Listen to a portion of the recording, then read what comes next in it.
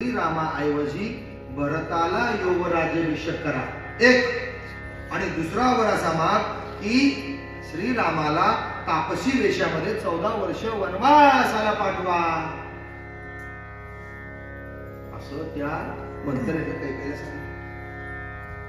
कैकेयीने विचार केला की बरोबर आहे, पण म्हणले मंथरे तुझी बुद्धी म्हणली तीक्ष्ण आहे, पहिला तुझ्या वर मला मागायला सांगतेस ना ती गोष्ट मला पटते की रामाऐवजी भरताला राज्याभिषेक युवराज्याभिषेक हे मला, पण रामाला वनवासात का पाठवायला सांगतेस?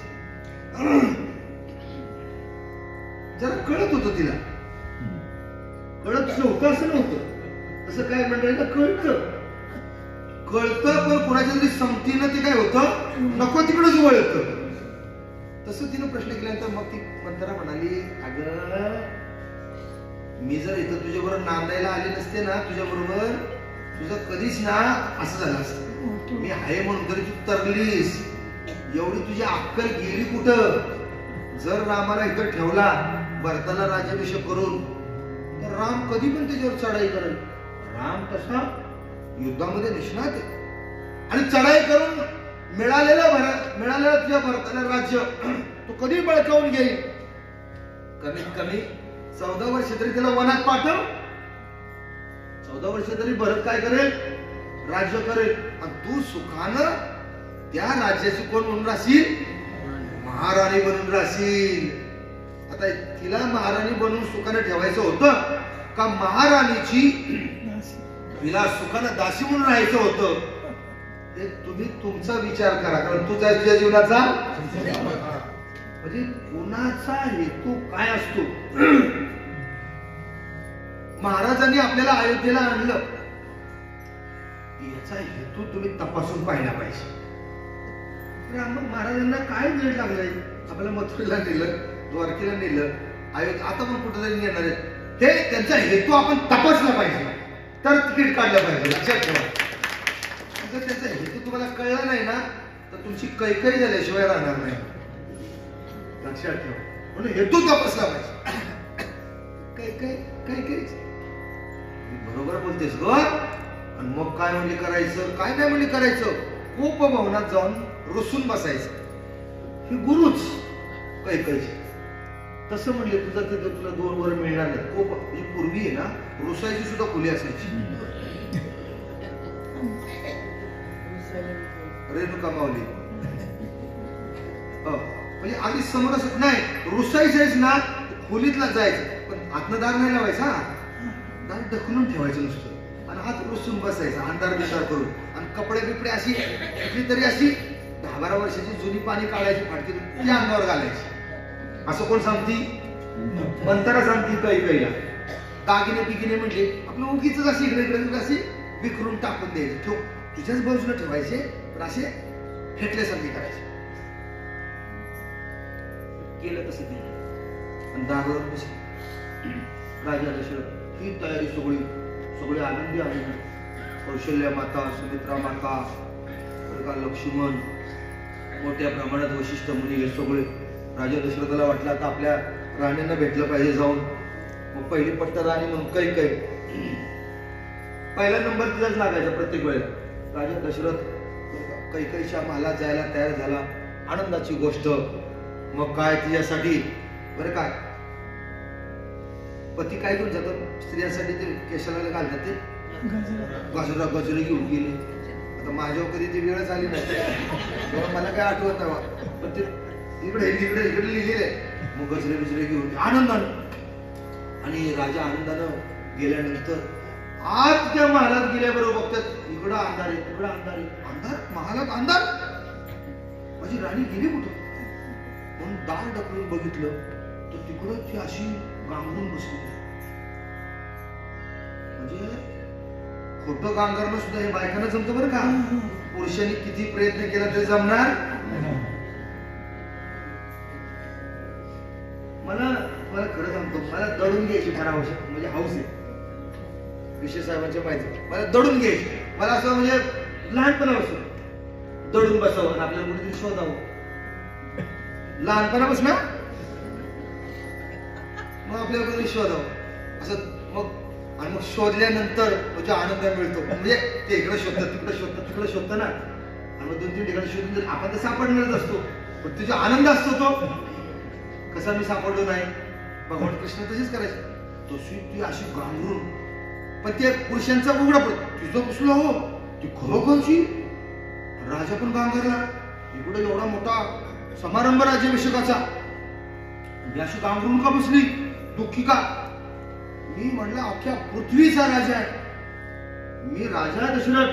तुला काय अशी कोणती गोष्ट तुझ्या मनाच्या विरोधात घडलेली आहे, अशी कुठली गोष्ट तुला मिळाली नाही की त्यानं तू दुःखी झाली आहेस? ती सगळी कुठली ना कुठली प्रत्येक गोष्ट तुझ्या समोर मी हजर करतो. काही उठ. कैकईच होती ती. कैकई म्हणाली मी उठते, पण मला वचन देणार, तुम्ही जे मला सांगता ना या पृथ्वीच्या पाठीवरची कोणती गोष्ट मी तुम्हाला काय करून देईन, आणून देईन, मला वचन द्या. आणि वचन द्या म्हटलं तर ते पाणी घेतलं आणि राजा दशरथाने पाणी हातावर सोडलं. म्हटले बघ तुला मी वचन देतो, तू मागावस आणि मी ते तुला द्यावं. मग म्हटले बघा हो, बाया माणसं कबूल करून घेतात, नाही म्हणाला नाही म्हणाल तर राजा दशरथ होता बरं का. राजा दशरथ त्यांच्या कुळाची परंपरा, कोणतं कुळ होतं त्यांचं, रघु कुळाची परंपरा होती हो, एक वचनी. राजानं बरं का असं वचन दिल्यानंतर कैकई म्हणते मला काय फार मोठ्या गोष्टी नको आहेत राजा, मला तुम्ही 2 वर देऊ केले होते. ज्या वेळेला तुम्ही इंद्राबरोबर लढायला गेला होता तेव्हा त्या इंद्राबरोबर लढत असताना इंद्र पराजित नाही झाला, तुम्हाला मूर्छा आली आणि त्या वेळेला त्या रथाचे लगाम सुटले गेले, तुम्ही रथात पडलात, ते लगाम मी धरले आणि तो रथ मी सावरला. हे तुमची त्वरित तुम्ही जागे झाल्यानंतर तुमच्या लक्षात आलं. मला म्हणाला कैकई की तू माझा रथ सावरलास, बोल तुला मी 1 नाही 2 वर देतो. ज्यावेळेला मी ते वर मागितले नाही, वेळ आल्यानंतर मी तुमच्याकडे वर मागेन. आता ती वेळ आलेली आहे, पहिला वर मला हा द्या, रामाऐवजी माझ्या भरताचा योग राज्याभिषेक करा. आणि दुसरा वर मी लगेच मागते, ताबडतोब भरताचा राज्याभिषेक करायच्या आधी याच रामाला 14 वर्ष वनवासात पाठवा. सियावर रामचंद्र पवन सुत हनुमान. मंडळी मागावं काय हे कळलं पाहिजे, आपण मागतो काय. आणि एक लक्षात ठेवा, जे आपण मागतो ना तेच आपल्याला मिळतं.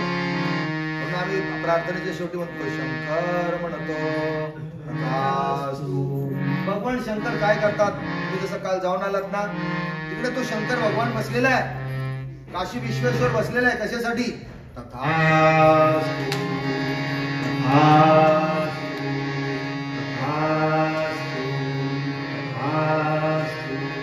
तथास्तु म्हणजे काय? तसा तू तसा तू तसा तू. तथास्तु जसा विचार करतोस तसा तू, जसा बोलतोस तसा तू, जसा वागतोस तसा तू. तथास्तु म्हणजे तसा. भगवान शंकर आपल्यावर घेत नाही. तथास्तु. मंडळी मी काय सांगतो, शेवटी राजा दशरथाला पश्चाताप झाला, राजा दशरथाला मूर्छा आली. राजा दशरथाने सगळे प्रश्न विचारले, तुम्हाला माहितीये, याच्यात वेळ न घालवता राजा कैकईच्या मालातून काय येत नाही हे बघायला राजाचा सचिव सुमंत्र कैकईच्या मालात आला. सुमंत्रानं पाहिलं आणि मग काय केलं, कैकईला विचारलं, राणी साहेब, राजाधिराज यांची अवस्था का झाली? राजा मूर्छा येऊन पडला. राजाला सावध केलं आणि राजा सावध झाल्यानंतर कैकई म्हणते, सुमंत्रा कोणत्या तोंडाने मला तू विचारतोस? जे काही विचारायचं असेल ते तुझ्या राजाला विचार. त्यांनी मला वचन दिलेले. काय वचन दिले? त्यांनी मला 2 वर मागितलेले. ते कोणत्या 2 वर त्यांनाच विचार. राजा दुःखी कष्टी. राजाला भरत आणि त्या भरताबद्दल काय दुसरा भाव नव्हता. जेवढं रामावर प्रेम तेवढं भरतावर प्रेम. जेवढं लक्ष्मणावर प्रेम तेवढं शत्रुघ्नावर प्रेम. राजाला चारी मुलं समान होती, सारखी होती, पण राम मोठा होता म्हणून रामाला युवराज्याभिषेक. शेवटी रयत काय म्हणेल, राज्याची जनता काय म्हणेल, राजा पुढे प्रश्न होता. आणि जाहीर तर केलं होतं रामाला युवराज्याभिषेक. आणि हा युवराज्याभिषेक जाहीर झाल्यानंतर माझे कुलगुरू काय म्हणतील, राज्याचे गुरु काय म्हणतील, सगळ्यात मोठा प्रश्न. आणि या अशा अवस्थेत राजा काही बोलत नाही. हे म्हटल्यानंतर मग कैकेयीनं सुमंत्राला सांगितलं, सुमंत्रा नाही ना राजा बोलत, मी सांगते की राजाने मला वचन दिलेलं आहे आणि ते वचन 2 वरांचं दिलंय. एक, माझ्या रामाऐवजी भरताला युवराज्याभिषेक करायचा, आणि दुसरा वर त्यांनी मला दिलेला आहे की युवराज्याभिषेक व्हायच्या आधी रामाला पहिलं वनवासात पाठवायचं. असा वर मला मिळालेला आहे. जा तुझ्या रामाला सांग, जर तुझं पित्यावर प्रेम असेल तर आत्ताच्या आधी आता मला भेटायला ये, आणि हे 2 दिलेले वर काय कर, त्यांचे तू पूर्ण कर. कारण पूर्ण वर पूर्णपणे करायचे होते राम. सुमंत्र तसाच डबडबलेल्या डोळ्यांनी हात जोडून माघारी फिरला. काय ऐकतोय मी. आणि प्रभू रामरायाकडे आल्यानंतर रामराया सीता तयारीत होते. आता युवराज्याभिषेक होणार आहे, सर्वांना नगरी तयारीत होती. काय घटना घडती माणसाच्या जीवनात. आणि मग मात्र सुमंत्राने सांगितलं की कैकेयी आईसाहेबांनी आपल्या महाली बोलवलेलं आहे आणि आपले पिताश्री तिथं तुमची वाट पाहत आहेत. प्रभू रामरायाला आश्चर्य वाटलं.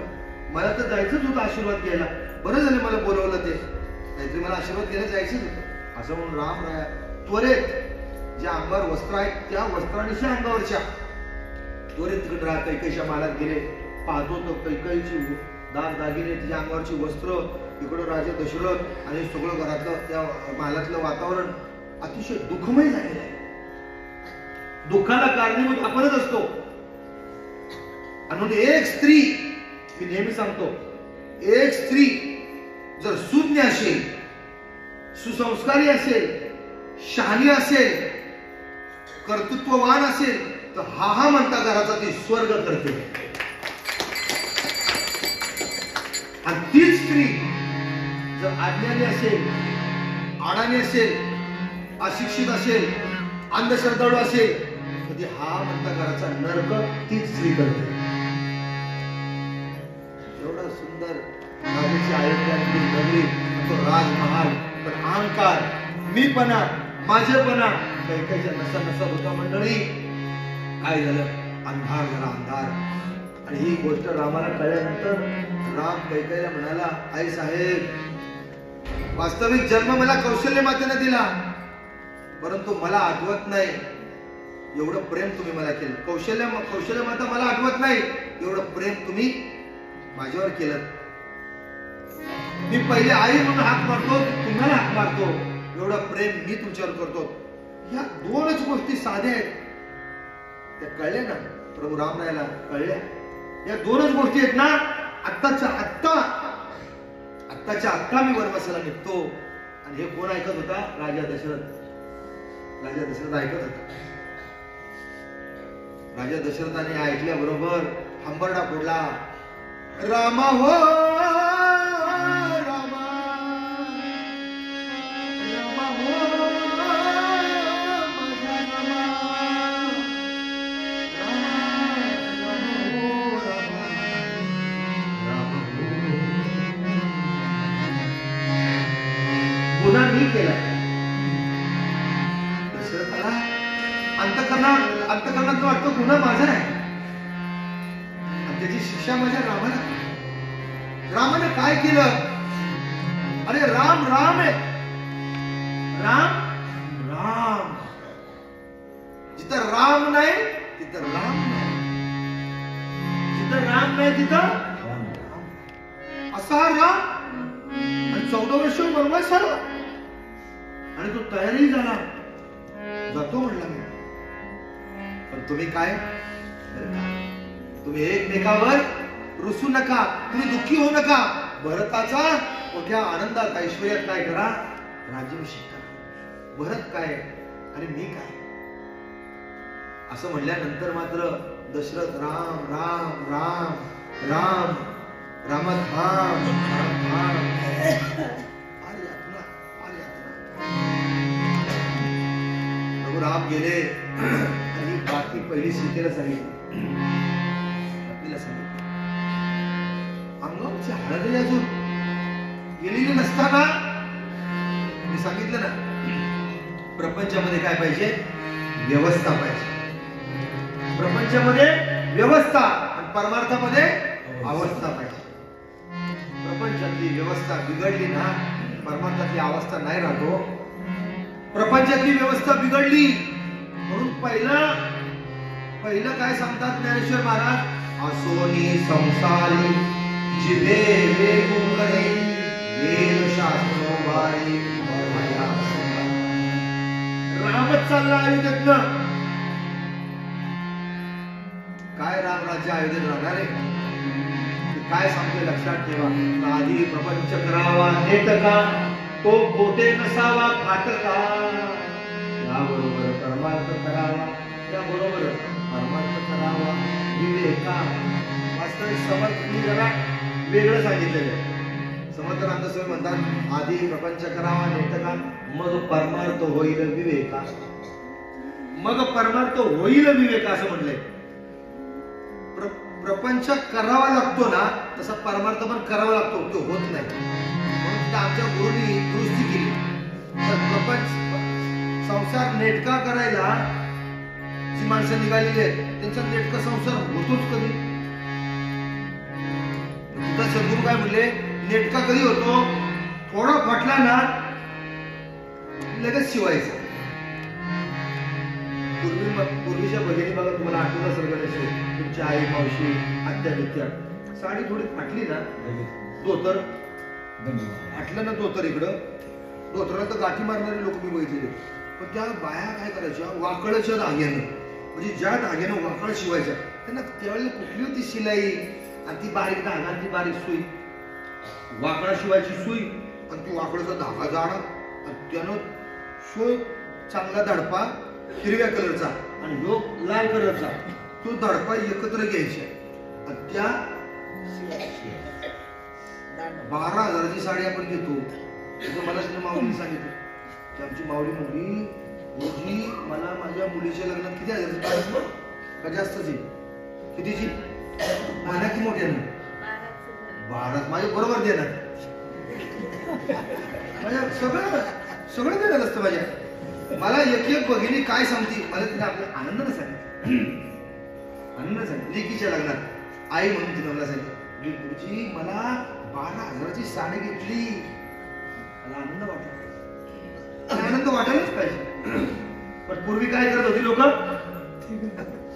वाकळाच्या धाग्याने इकडे लाल कपडा, मग ते त्यावेळेला जेव्हा जोड, त्याला जोड म्हणतात, जोड साडी एखाद्या बाईने घातली ना, तर ते बघणारे लोक म्हणायचे एकदमच गरीब आहेत बरं, काही एक दिवस गरीब आहेत. गणेश आठवते का तुम्हाला? हो. बघा एकदमच गरीब, अति गरीब, अति म्हणजे अति गरीब. आता ती अति गरीब होती ना, ते आताचे अति श्रीमंत आहेत ना, ती पण जोडच कलरची साड्या घालायला लागली. थोडा वेगळा कलर, मागा वेगळा कलर. आता ह्यांना काय म्हणायचं, त्यावेळेला साड्या नव्हत्या, पैसे नव्हते म्हणून त्यावेळेला ते तसं होत. आता म्हणायचं आता पैसे जास्त झाले म्हणून दंड घातला का, सियावर रामचंद्र की जय, सीताबाईला सांगितलं आपल्याला वनवासात जावं लागेल. सीताबाई म्हणजे आपल्याला नाही, मला वनवासात जावं लागेल.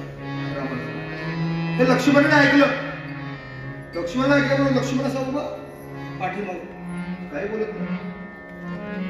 सीताबाईला सांगून गेल्यानंतर मग लक्ष्मण म्हणतो, कुणी सांगितलं हे तुम्हाला? कैकेयीने सांगितलं, आताच्या आता रथ काढ, कोण तो भरत आहे, चाल त्याच्याबरोबर आपण युद्ध करू. कोण भरत आहे, आणि जर भरतावर युद्ध करायला नको म्हणत असतील ता वर दिला कुणी? कैकेयीला. कोण म्हणतो? लक्ष्मण. हा वर दिला कोणी? ते म्हणे आपल्या बाबांनी दिला, राजा दशरथाने दिला. राजा दशरथाने वर दिला? विचारलं होतं तुला? लक्ष्मण म्हणतो. कुणाला म्हणतो? रामाला म्हणतो. तुला विचारलं होतं का? तुला जर विचारलं नव्हतं ना, राजा दशरथाला म्हणा चढ रथावर चढ, घे धनुष्य, आणि जर आम्हाला वनवासाला पाठवतोस ना, लढाई कर. जर आम्ही हारलो तो वनवासाला जाऊ. आम्ही हारलो तर वनवासाला जाऊ, नाही हारलो तर आम्ही राज्यामध्ये बसू. कोण म्हणतो? लक्ष्मण म्हणतो. लक्ष्मण लक्ष्मण. राम म्हणतो लक्ष्मणा, लखन असं नाही रे. लखन आपला कुठला कुळ आहे? आपलं रघुकुळ. रघुकुळात वडिलांनी जरी वचन दिलं ना, तर ते मुलांनी पाळायचं असतं, मोडायचं नसतं. फार सांगत नाही मी तुम्हाला. आणि मग मात्र सीतामाईला सांगितलं, तू आता असं कर, काही दिवस इकडे राहा, काही दिवस माहेरी राहा, माझ्या आईची काळजी घे, कौशल्य मातेची, कैकेयीची घे, आणि सुमित्रा मातेची घे. काही दिवस तिकडे राहा, काही दिवस. तिने ऐकून घेतलं. आता जर आताचे पती असे म्हणले तर काही दिवस इकडे राहा, काही दिवस तिकडे. ती म्हणे मग अशी करते ना, जरा तिकडेच राहते. तिकडे काय तिकडे काय एकच आहे. मी जरा काय करते, जा तुम्ही जाऊन या. 14 वर्ष, एखादं वर्ष अजून काढलं तरी पत्र पाठव, SMS पाठवत जा, मेसेज पाठवत जा. सीतामाई होती त्या, या पायाला सीतामाईच्या गालीच्या शिवाय काय लागलं नव्हतं. हे पाय आहेत ना तिचे, जिथं जाईल तिथं तिच्या पायाखाली गालीच्या होत्या सीतामाईच्या. एवढं राजा जनकानं तिला असं सांभाळलं होतं, असं सांभाळलं होतं. सगळे बाप सांभाळतात आपल्या मुलीला. कर्ज काढतील. जर एखाद्या मुलीला काही मागितलं ना, लगेच पुढे करतात. कसे असू त्या परिस्थिती, स्वतःच्या पोटाला चिंता काढशील, पण पोरीची इच्छा पुढे होती. त्या सीतामाईच्या पायाला गालीचा होता, गालीच्यावर त्या सीतामाईनं उघड्या पायानं 14 वर्ष वनात फिरायचं. श्रीरामाबरोबर कल्पना सुद्धा करू शकत नाही आपण. पण सीतामाई तयार झाली. म्हणाली, ज्या वेळेला माझ्या वडिलांनी तुमच्या पदरात मला टाकलं ना, तुम्ही माझे पती. पती काय असतो आणि पत्नी काय असते? जिथं पती तिथं पत्नी. चंद्र तेथे चंद्रिका, शंभू तेथे. पत्नी धर्म मोडायचा नसतो. जिथं पती तिथं चंद्र तेथे चंद्रिका, शंभू तेथे अंबिका. मला काय होणार नाही. मी असं म्हटल्यानंतर लक्ष्मण म्हणाला, दादा दादा मी पण तुझ्याबरोबर येणार. राम म्हणाला, अरे लक्ष्मण कशाला येतोस? आता ही मागं लागली, ठीक आहे, तू इथं तरी सांभाळ कर, सगळ्यांची सेवा कर. नाही दादा, मी येणार. येणारच ना, जा तुझ्या आईला विचारून ये, तुझ्या पत्नीला विचारून ये. लक्ष्मण धावत परत गेला. बरं का, धावत परत जाऊन सुमित्रा मातेला विचारलं. ती म्हणली, त्याच्यासाठी तुझा जन्म. तुझा जन्म कशासाठी? तुझी सेवा, वडील बंधूंची, भावाची सेवा. पहिला म्हणलं चालतं, विचारायला सांगत. विचारायला तरी कसा आलास? आई काय म्हणते? विचारायला तरी कसा आलास? पत्नीकडे गेला. पत्नी उर्मिला मावली काय म्हणाली? तुम्ही विचार करा. पत्नीने हात जोडले. तुम्हाला जर जे योग्य वाटतंय, तुम्हाला जे योग्य वाटतं त्यात मी सहभागी आहे. अतिशय विनयपूर्वक. आणि एक वाक्य मात्र ती महत्वाचं बोलली. काय काय बायका म्हणतात, जा तू इकडं जातो, मी तिकडं जाते. एक वाक्य ती महत्वाची बोलली लक्ष्मणाला, जा तुम्हाला जर ते योग्य वाटतंय ना, तुमच्या आईने तुम्हाला योग्य सांगितलंय ना, तुम्हाला जे योग्य वाटते ना, जरूर जा. मी तुमची 14 वर्ष वाट बघत बसेन ह्या उंबारट्यामध्ये. उंबारट्यामध्ये काय काय सांगतो वाट बघण्याची गोष्ट आहे ना ती मोठी मोठी अवघड असते. जेव्हा मी सकाळी लवकर येतो इथं काकड्याला आणि खुर्चीवर बसतो ना मी वाट बघतो कधी पंढरनाथ महाराज येतात, कधी विषय महाराज येतात, कधी आमची बरं का रेणुका माऊली येते, कधी आमची अमुक माऊली येते. कशाला? मला काय लाडू खाऊ घालायला काकड्याला काकड्याला वाट बघणं. माझं तुम्हाला खरं सांगतो माझं आयुष्य वाट बघण्यात. पण वाट बघण्यात विरहिणी या ज्या विरहिण्या रचलेल्या ना ज्ञानेश्वर महाराजांनी विरहिण्या, हे विरहिण्या रचल्या म्हणजे काय रचले ज्ञानेश्वर महाराजांच्या विरहिण्या जगात तोड नाही त्या काव्याला. पहिलं तोगे काऊ ओकतारे, पहिलं तोगे काऊ ओकतारे,